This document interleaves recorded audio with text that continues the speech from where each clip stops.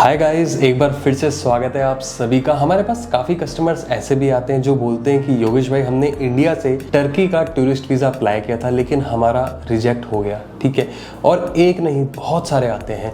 तो आज के वीडियो में हम डिस्कस करने वाले हैं कि टर्की का टूरिस्ट वीज़ा का प्रॉपर तरीका क्या है, आप लगा सकते हो इंडिया से, क्या डॉक्यूमेंट चाहिए, प्रोसेसिंग टाइम कितना होता है, उसके बाद वैलिडिटी क्या होती है, और सबसे इंपॉर्टेंट चीज़ की प्राइस क्या होती है। और अगर मान लो आपको अपनी टर्की टूरिस्ट वीज़ा की एप्लीकेशन हमारे साथ प्रोसेस करवानी है तो उसका प्रोसेस क्या है, उसका तरीका क्या है, सब कुछ आपको बताने वाले हैं। साथ ही साथ आपको 3 ऐसी गलतियां बताने वाला हूं जो मोस्टली हर कोई करता है जब वो टर्की के वीज़ा के लिए अप्लाई करता है। तो जो तीसरा पॉइंट है ना, बहुत इंपॉर्टेंट है, वो मैं आपको वीडियो के लास्ट में बताने वाला हूँ। तो प्लीज़ वीडियो को आप पूरा देखिए, स्किप मत कीजिए, पूरी इन्फॉर्मेशन लेके जाइए, काफ़ी कुछ आपको सीखने को मिलेगा। और अगर आपका भी ड्रीम है लाइफ में एक बार अपनी वाइफ के साथ, बच्चों के साथ में, या फिर आपको अकेले ट्रैवल करना है टर्की में, इस्तांबुल जाना है, हॉट एयर बलून करना है, ब्लू मॉस्क देखना है, तो सर ये वीडियो आपके लिए है।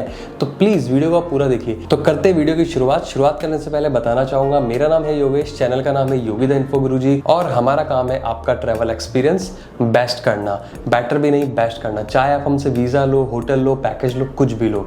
तो प्लीज़ चैनल को कर देना सब्सक्राइब, बेल आइकन को कर देना ऑन। करते हैं वीडियो की शुरुआत। तो गाइस देखो, सबसे पहले अपन बात करते हैं प्रोसेसिंग टाइम में कि कितना टाइम लगता है आफ्टर सबमिशन आपको।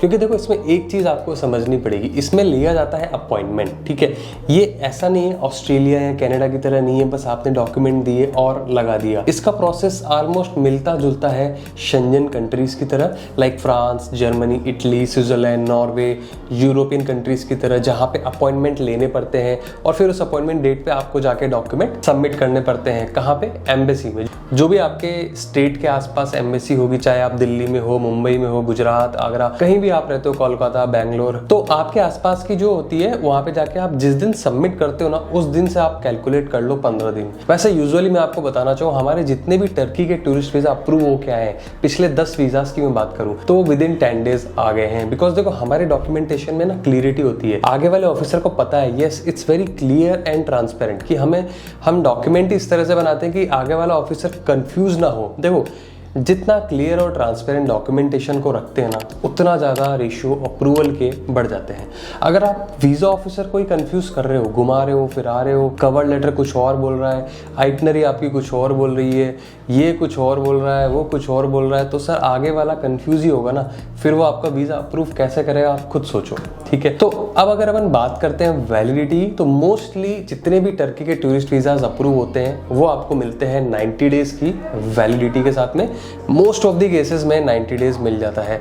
और ड्यूरेशन की बात करें कि वहाँ पे आप कितने ड्यूरेशन तक रह सकते हो, ये टोटली डिपेंड करता है एम्बेसी के ऊपर, कि एम्बेसी आपके डॉक्यूमेंट देख के डिसाइड करती है कि हाँ आप इतने दिन के लिए वहाँ पे जाके रह सकते हो, 7 दिन के लिए, 10 दिन के लिए, 12 दिन के लिए। बट ये मान के चलो कि मिनिमम 7 डेज तो आपको मिल ही जाएंगे। हाँ, अगर आपके पास एक प्रॉपर इन्विटेशन लेटर है या फिर आपका एक प्रॉपर जेन्युइन सा रीजन है कि यार वहाँ पे जाके आपको ज्यादा रहना है, तो हम आपकी फाइल उस तरह से रेडी करते हैं, फिर हम उस तरह से डॉक्यूमेंट बनाते हैं ताकि आपको ज्यादा वहां पे स्टे मिले। अब अगर अपन बात करते हैं ना डॉक्यूमेंट्स की, कि इंडिया से क्या क्या डॉक्यूमेंट लगते हैं, तो सर देखो, इंडिया में 3 चीजें तो कॉमन है। आपकी पासपोर्ट की कॉपी जो आपके पास होगी तभी आप प्लान करो टर्की जाने का, आधार कार्ड, पैन कार्ड की कॉपी, ये 3 तो कॉमन है, हर किसी वीजा में चाहिए होते हैं, वो आपके पास होंगे।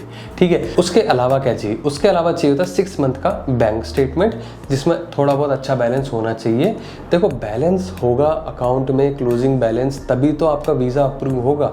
आप ये सोचो यार बस बैंक स्टेटमेंट अटैच ही तो करना है, तो ऐसे अटैच तो सर कुछ भी हो जाता है, लेकिन सोच समझ के आपको ये देखना, आपके अकाउंट में अगर लाइक आप अकेले जा रहे हो ना, तो आप ये मान के चलो 10 लाख के आसपास आप रखो, क्योंकि करेंसी भी ज़्यादा है। ठीक है, अकेले जा रहे हो। अगर आप फैमिली के साथ जा रहे हो ना, तो आप 20 से 25 लाख रखो।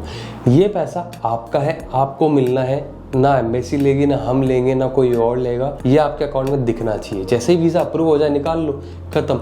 सिंपल है, लॉजिक को समझो। ये जो लॉजिक हम आपको समझाने की कोशिश करते हैं ना, कि आपका वीज़ा अप्रूव होना चाहिए, दैट्स द मेन टारगेट। इतने सालों की मेहनत, इतने लोगों के टर्की वीज़ाज हमने अप्रूव कराए, तो हम नहीं चाहेंगे कि आपका पैसा, एनर्जी, टाइम सब कुछ वेस्ट हो। तो लगाओ तो अच्छे तरीके से लगाओ, और ऐसा लगाओ कि साला पहली बार में वीज़ा आ जाए।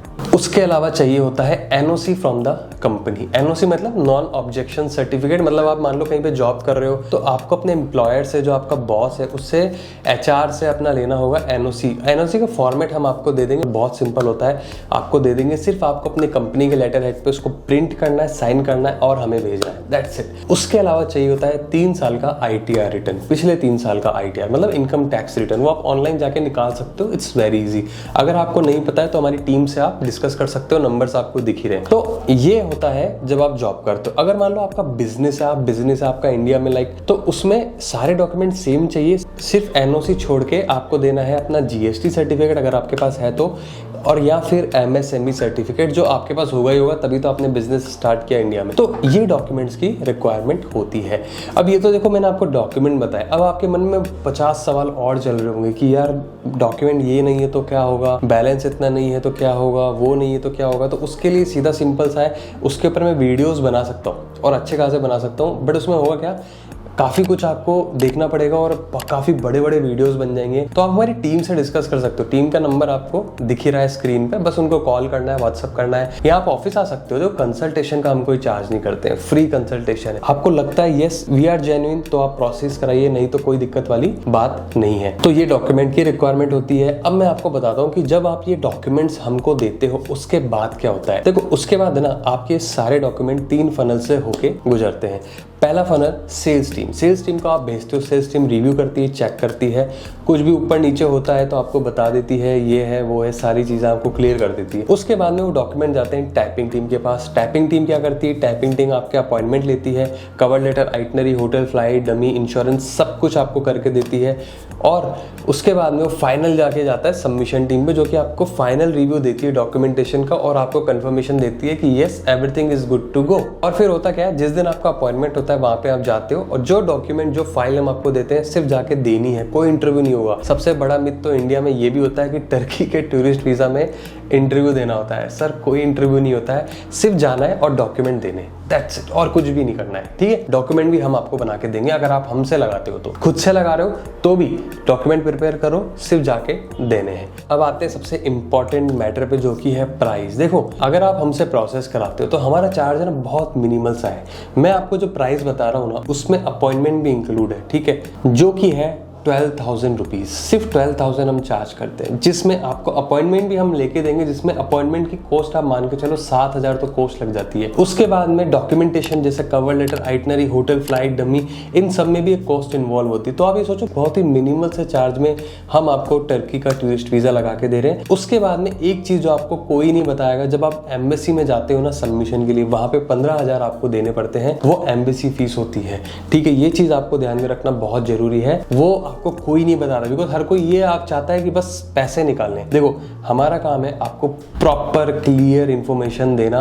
तो 12,000 आप हमें दोगे, 15,000 वहां दोगे, टोटल 27,000 का खर्चा है। इसके ऊपर 1 रुपए का कोई खर्चा नहीं लगने वाला है for Turkey tourist visa from India. कहीं भी हो आप इंडिया से, दिल्ली, मुंबई, आगरा, चेन्नई, गुजरात, हैदराबाद, बेंगलोर, कोई दिक्कत वाली बात नहीं है। कांटेक्ट कर सकते हो, टीम बैठी हुई है, पूरा गाइड करेंगे, ऑल ओवर इंडिया से हम करते हैं। तो ये है प्राइसिंग पार्ट। अब जो 3 मिस्टेक जो मैं आपको बताने वाला था, जो वीडियो की शुरुआत में मैंने बताई थी, देखो सबसे पहली मिस्टेक जो हर कोई करता है, कॉमन है, वो ये है कि वो आधे अधूरे डॉक्यूमेंट अटैच कर देता है। देखो टर्की के टूरिस्ट वीजा में अगर आप आधे अधूरे डॉक्यूमेंट लगाओगे ना तो फाइल कंप्लीट नहीं होती है, और फाइल कंप्लीट नहीं होगी तो फाइल पूरी जाएगी भी नहीं। और जब आप आधी अधूरी फाइल दोगे आगे ऑफिसर को, तो आपको क्या लगता है वीजा अप्रूव होगा, रिजेक्ट होगा, आप खुद सोच लो। दूसरी गलती जो कॉमन सी है वो यही है कि आपकी जो आइटनरी है वो आपके ट्रैवल प्लान से मिलती जुलती नहीं होती है। जो आप आइटनरी बना रहे हो ना, कि सपोज आप 7 दिन के लिए जा रहे हो, 2 दिन आप इस्तांबुल में रहोगे, 3 दिन यहाँ रहोगे, 2 दिन यहाँ रहोगे, तो सर वो आइटनरी मैच होनी चाहिए। ठीक है, उसकी डेट्स मैच होनी चाहिए, आपकी होटल, फ्लाइट की बुकिंग, हर एक चीज को डीपली देखा जाता है, जो कि मिस कर देते हैं, काफी लोग गलतियां कर देते हैं। इसके लिए बोलता हूँ एक एक्सपर्ट की एडवाइस ले लो, एक्सपर्ट के पास आ जाओ, सारा काम हम आपको करके दे देंगे। तीसरी गलती जो बैंक स्टेटमेंट की होती है, जो बैंक स्टेटमेंट में जो बैलेंस होता है ना, वो सर अच्छा होना चाहिए, जो कि काफी लोग इग्नोर कर देते हैं। सोचते हैं यार बैंक स्टेटमेंट निकाल लिया ना बस अपनी ऐप में जाएंगे ऑनलाइन और वहाँ पे जाके सीधा अपना बैंक खोलेंगे, जो भी बैंक होगा आपका, HDFC बैंक होगा, ICICI होगा, बस जाके डाउनलोड करेंगे और अटैच कर देंगे। ऐसा नहीं होता सर, आपको मेक श्योर करना है उसमें बैलेंस होना चाहिए। ये जो 3 मिस्टेक है जिसमें मैंने बैंक स्टेटमेंट वाली जो बात बताई है ना, सबसे इंपॉर्टेंट है सर। हो सकता है आपको इन फ्यूचर मेरा ये वीडियो बहुत काम आ जाए। तो गाइज ये था वीडियो टर्की के टूरिस्ट वीज़ा के ऊपर, कैसे आपको लगाना है इंडिया से। अगर अच्छा लगा हो तो प्लीज़ लाइक कर देना। अगर आपको अप्लाई करवाना है तो नंबर्स दिए हुए टीम के, डिस्कस कर लो और प्लीज़ चैनल को सब्सक्राइब जरूर कर देना यार। मिलते हैं अगले ही ऐसे इन्फॉर्मेटिव वीडियो के साथ, तब तक के लिए जय हिंद।